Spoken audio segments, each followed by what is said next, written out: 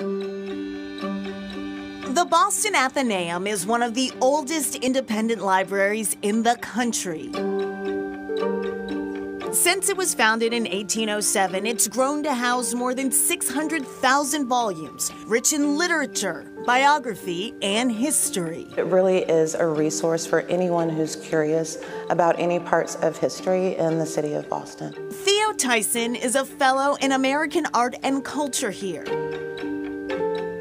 One of the Athenaeum's more recent acquisitions is the Harriet Hayden albums. This is an album not just of African Americans that were based in Boston, but named and fully identified African Americans. The carte de visite style photographs inside were presented to Harriet Hayden, a survivor of slavery originally from Kentucky who became an anti-slavery activist in Boston. One of the common practices was you would have like a little bowl in the parlor entrance of your home, and as people are coming in and out, they're leaving these carte de visites as calling cards. Between these two albums, there are 87 photos of men, women, and children. You can see the variety in the community that was closest to Harriet Hayden's home and maybe even to her heart. Hayden's home was located just a 7-minute walk from the Athenaeum. One of the most critical and integral spots and stops on the Underground Railroad. After 2 years of freedom in Canada, Harriet and her husband, famed abolitionist Lewis Hayden, moved to Boston in 1846 to join the fight to emancipate others.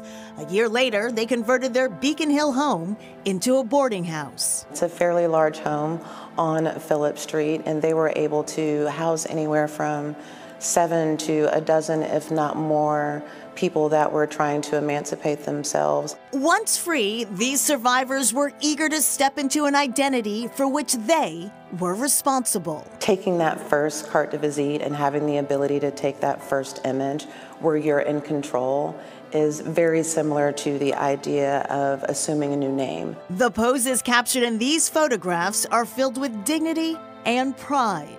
The dresses and suits are immaculate and so detailed and well adorned. You can see why this was something that became essentially a social media craze before there was social media. People wanted to be in control of how they were portrayed in society. Another important detail in these albums is the names accompanying some of the photos, a rare written record. We have one of 3 carte de visites of Dr. John Van Serly de Grasse. He was one of the first African Americans recorded to receive their passage through the Massachusetts medical exam. Not all of the people are identified, but the Athenaeum hopes to change that. Each photo, front and back, has been digitized and posted online for all to see. As we start to play Tetris with the names and dates and images in the album, hopefully we'll be able to connect the dots a bit better. The Athenaeum is encouraging members of the public to engage with the albums and help connect those dots. Not only can you view them online, you can zoom in and out and start to pick up characteristics that you might not see in the physical album. And what's been coming up quite a bit is, I think this person is my great-great-aunt, or I think this person may have been married to this person. The Athenaeum hopes these albums will become living artifacts. There's a living history there and a narrative that has not been fully told at this point. The only way to tell that narrative in its entirety is to engage the community.